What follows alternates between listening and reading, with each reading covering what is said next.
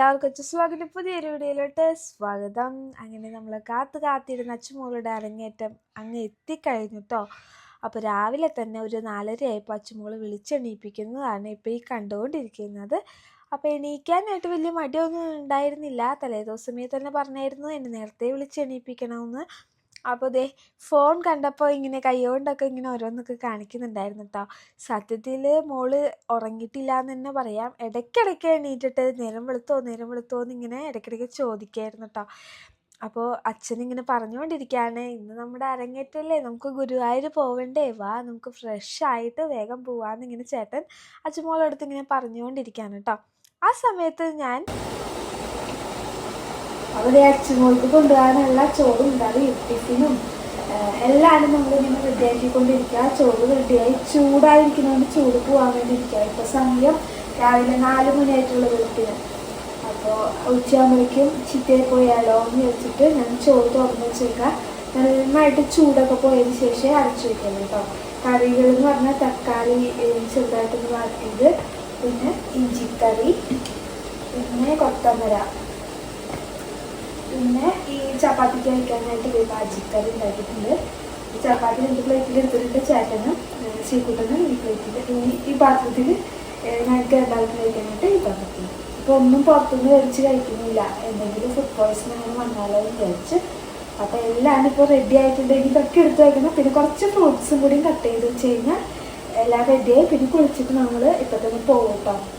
അപ്പോൾ എല്ലാവരും അച്ഛനോൾക്ക് വേണ്ടി പ്രാർത്ഥിക്കുക, സപ്പോർട്ട് ചെയ്യുക. അപ്പൊ നമ്മൾ കുളിച്ച് ഫ്രഷ് ആയിട്ടോ.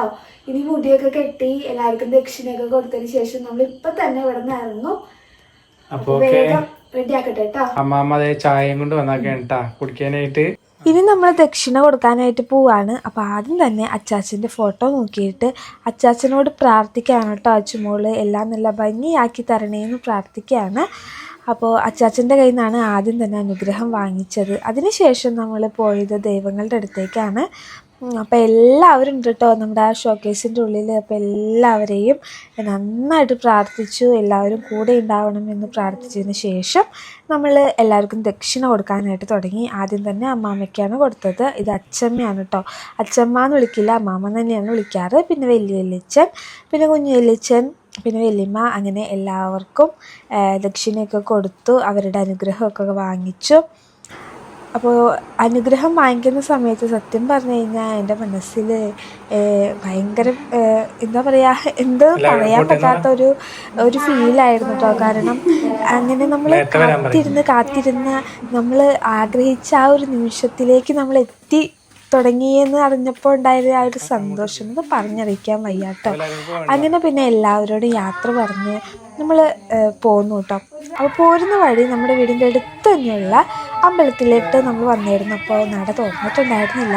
എണ്ണയും ചന്ദനത്തിരിയൊക്കെ നമ്മൾ കൊടുത്തിട്ടോ. ഇന്ന് വിളക്ക് കത്തിക്കുമ്പോൾ ഇതൊഴിക്കണം എന്ന് പറഞ്ഞിട്ടാണ് നമ്മൾ കൊടുത്തത്. പിന്നെ മൂത്തുന്നം അമ്പലത്തിൽ പുറത്തുള്ള ഭണ്ഡാരത്തിൽ അച്ഛനെ കൊണ്ട് നിറച്ചിട്ടായിരുന്നു. അപ്പോൾ ഇവിടെയൊക്കെ നമ്മൾ തലേദിവസം വന്നതാണ് കേട്ടോ. നമ്മുടെ അടുത്തുള്ള നമ്മൾ സ്ഥിരം പോകുന്ന എല്ലാ അമ്പലങ്ങളിലും നമ്മൾ പോയി പ്രാർത്ഥിച്ച് അവിടുത്തെ ദൈവങ്ങളുടെയൊക്കെ അനുഗ്രഹം വാങ്ങിച്ചതിന് ശേഷമാണ് നമ്മൾ അരങ്ങേറ്റത്തിന് പോകുന്നത്. താൻ പാതി ദൈവം പാതി എന്നല്ലേ പറയുക. അപ്പോൾ അച്ഛൻ്റെ പാതി അച്ഛൻ ചെയ്യുന്നതിനോടൊപ്പം തന്നെ ദൈവത്തിൻ്റെ പാതി കൂടി നമുക്ക് ചെയ്തു തരണം. അപ്പം അതിന് വേണ്ടിയിട്ട് നമ്മൾ എന്തായാലും അമ്പലത്തിലൊക്കെ പോയി പ്രാർത്ഥിക്കണം കേട്ടോ.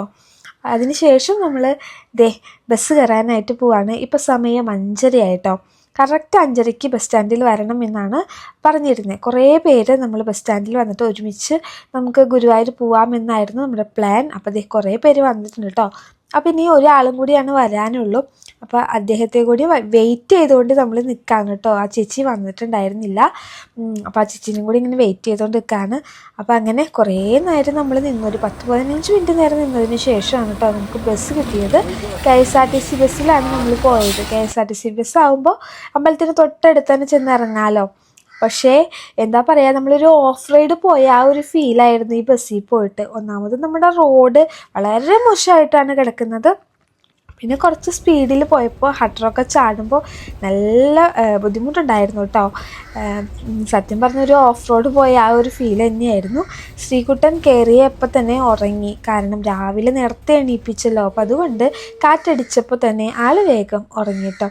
അതിനുശേഷം അച്ചുമോൾ വളരെയധികം എന്താ പറയുക ത്രില്ലടിച്ചിരിക്കുകയാണ് ഗുരുവായൂർ പോകാനായിട്ട്. അപ്പോൾ പറഞ്ഞു എനിക്ക് കുറച്ച് നേരം ഷട്ടർ തുറന്നു തരണം, കാഴ്ചകൾ കാണണം എന്നൊക്കെ പറഞ്ഞപ്പോൾ നമ്മളിങ്ങനെ ഷട്ടറൊക്കെ തുറന്നിട്ട് കൊടുത്തു.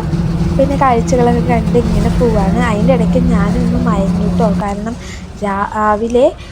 രാവിലെയല്ല വെളുപ്പിന് 2:30 ആയപ്പോൾ തന്നെ ഞാൻ എണീറ്റായിരുന്നു. കാരണം കൊണ്ടുപോകാനുള്ള ചോറും കറിയും എല്ലാം റെഡിയാക്കണ്ടേ, പിന്നെ കുട്ടികളെ വിളിച്ചെണിപ്പിക്കണം, അവരെ കുളിപ്പിക്കണം, അങ്ങനെ എല്ലാവരും കൂടി ചെയ്യാൻ നമുക്ക് ടൈം കുറച്ചധികം തന്നെ വേണ്ടി വന്നു. അതുകൊണ്ട് തന്നെ രാവിലെ വെളുപ്പിന് 2:30 ഞാൻ സത്യം പറഞ്ഞാൽ ആദ്യമായിട്ടാണ് തോന്നുന്നുണ്ട് എൻ്റെ ജീവിതത്തിൽ ഇത്ര നേരത്തെ ഞാൻ എണീറ്റത്. അപ്പം അതുകൊണ്ട് തന്നെ എനിക്ക് നല്ല ഉറക്കക്ഷീണം ഉണ്ടായിരുന്നു. ഞാനും കുറച്ച് സമയമൊന്നും മയങ്ങായിരുന്നു കേട്ടോ. അച്ചും അതിന് ശേഷം കുറേ കഴിഞ്ഞപ്പോൾ അച്ചുവും ഉറങ്ങി. അപ്പോൾ ഇതേതാ സ്ഥലമൊന്നും എനിക്കറിയില്ല. ചേട്ടനിങ്ങനെ വീഡിയോ എടുത്ത കാര്യം പോലും എനിക്കറിയുണ്ടായിരുന്നില്ല കേട്ടോ. ഞാനും അച്ചും ശ്രീകുട്ടനൊക്കെ നല്ല ഉറക്കത്തിലാണ്. ഞാനതുകൊണ്ടിങ്ങനെ നല്ല ഉറക്കത്തിലായി കഴിഞ്ഞാൽ വായ തുറന്ന് കിടന്നുറങ്ങും. എപ്പോഴും ചേട്ടൻ അതിനെ കളിയാക്കും, പക്ഷെ എനിക്കറിഞ്ഞൂടാ എന്താ ഇങ്ങനെയാട്ടാ ഞാൻ നല്ല ഉറക്കത്തിലായി കഴിഞ്ഞാൽ എപ്പോഴും ഇങ്ങനെ ഉറങ്ങാറ്. കണ്ടില്ല, ഞങ്ങൾ 3 പേരും ഉറങ്ങി, ചേട്ടൻ മാത്രമാണ് ഉറങ്ങാതെ ഇങ്ങനെ നോക്കിക്കൊണ്ടിരിക്കുന്നത്. അതെ, അതിനിടയ്ക്ക് ഞങ്ങളുടെ വീഡിയോസൊക്കെ ഇങ്ങനെ എടുത്തുകൊണ്ടിരിക്കുകയാണ്. ഇതൊന്നും എനിക്കറിയില്ലായിരുന്നു ഇങ്ങനെ എടുത്തിട്ടുണ്ടെന്ന്. ഇതിങ്ങനെ റെക്കോർഡ് ചെയ്യാൻ നേരത്താണ് കേട്ടോ ഇതൊക്കെ ഞാൻ കാണുന്നത് തന്നെ. അപ്പം നമ്മളിതേ ഗുരുവായൂർ എത്തിയിട്ടുണ്ട്. ബസ്സൊക്കെ ഇറങ്ങി അമ്പലനടയുടെ ഫ്രണ്ടിലെത്തിയിട്ടോ. അപ്പോൾ ഇവിടെ തന്നെ കണ്ടപ്പോൾ നല്ലൊരു ഹാപ്പിനെസ്സാണ്, എന്തെന്നറിയാത്തൊരു നല്ലൊരു സന്തോഷം. പറഞ്ഞറിയിക്കാം, വാക്കുകൾ കൊണ്ട് പറയാനായിട്ട് എനിക്കത് പറ്റുന്നില്ല കേട്ടോ. ഇങ്ങനെ അമ്പലത്തിൻ്റെ ഫ്രണ്ടിലെത്തിയപ്പോൾ തന്നെ ഒരുപാട് കടകളുണ്ടായിരുന്നു. മുല്ലപ്പൂവിൻ്റെ കടകളാണ് കൂടുതലായിട്ട് റോഡിൻ്റെ സൈഡിൽ ഞാൻ കണ്ടായിരുന്നു. അതുപോലെ തന്നെ ബാക്കി കുറേ കടകളൊക്കെ ഉണ്ടായിരുന്നു കേട്ടോ. അപ്പോൾ അതിൻ്റെ അടുത്തൊരു ചേട്ടൻ നല്ല രീതിയിൽ ഫ്രൂട്ട് വായിക്കുന്നുണ്ടായിരുന്നു. ഞാനിപ്പോൾ കാണിച്ചു തരാം കേട്ടോ.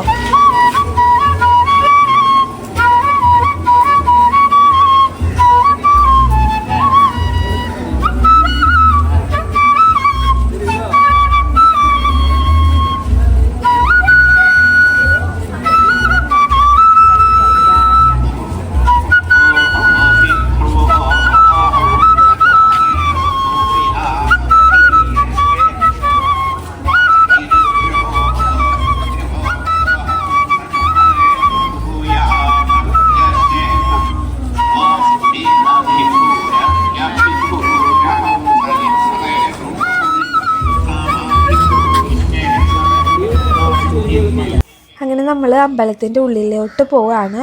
ഇത് അമ്പലത്തിൻ്റെ ബാക്ക് സൈഡാണ് കേട്ടോ, പടിഞ്ഞാറേ നട അങ്ങനെയല്ലേ പറയുക. എനിക്ക് ഇങ്ങനെ നടകളിങ്ങനെ പടിഞ്ഞാറേ നട, തെക്കേ നട അങ്ങനെയൊന്നും എനിക്കറിയില്ല കേട്ടോ. അധികം അങ്ങനെ ഗുരുവായൂർ അധികം വരാത്തത് കൊണ്ടാണോ എന്നറിയില്ല, കറക്റ്റായിട്ട് അങ്ങനെ പറയാനൊന്നും എനിക്കറിയില്ല. എന്തായാലും നല്ല തിരക്കായിരുന്നു. സെപ്റ്റംബർ 7 ഞായറാഴ്ചയായിരുന്നു അച്ചുമോളുടെ അരങ്ങേറ്റം. അന്ന് നല്ല തിരക്കായിരുന്നു കേട്ടോ.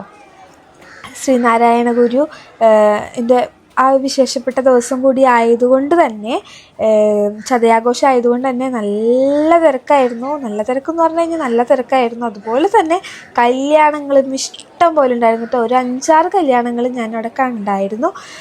അത്രയ്ക്കും തിരക്കായിരുന്നു. ഞങ്ങൾ ടീച്ചറുടെ അടുത്തേക്ക് പോകുന്ന സമയമായപ്പോഴത്തേനും പടിഞ്ഞാറേ നട വരെ എത്തിയിട്ടുണ്ടായിരുന്നു ക്യൂ അമ്പലത്തിൻ്റെ ഉള്ളിൽ കയറാനായിട്ട്. അപ്പോൾ ആ സമയത്ത് അതിലേക്കൂടെ ഒരു ആന പോയായിരുന്നു കേട്ടോ. അപ്പോൾ നമ്മൾ ആനയുടെ വീഡിയോയൊക്കെ എടുത്തു. പിന്നെ ഒന്ന് പുറത്ത് നിന്നിട്ട് ഭഗവാനെ നന്നായിട്ട് മനസ്സുരുകി പ്രാർത്ഥിച്ചു. എല്ലാ വിഘ്നങ്ങളും തീർത്ത് നല്ല ഭംഗിയിൽ എല്ലാ മക്കളും കളിക്കണേന്ന് മനസ്സിൽ നന്നായിട്ട് പ്രാർത്ഥിച്ചു കേട്ടോ. അതിനുശേഷം നമ്മൾ ഇനി പോകുന്നത് ടീച്ചറുടെ അടുത്തേക്കാണ്. മേക്കപ്പ് ചെയ്യുന്ന സ്ഥലം കണ്ടുപിടിക്കുക എന്നതായിരുന്നു അടുത്ത ടാസ്ക് എന്ന് പറയുന്നത്. അങ്ങനെ നമ്മൾ വേറെ കുറച്ച് പേരെയും കൂടി കണ്ടുമുട്ടി. പിന്നെ അവരുടെ കൂടെ ഒരുമിച്ച് പോവാണ്. ടീച്ചറെയൊക്കെ വിളിച്ച് ചോദിച്ച് അങ്ങനെ നമ്മൾ എത്തിയിട്ടോ. ടീച്ചർ ഇതേ അവിടെ നമ്മൾ നോക്കി നിൽക്കുന്നുണ്ടായിരുന്നു.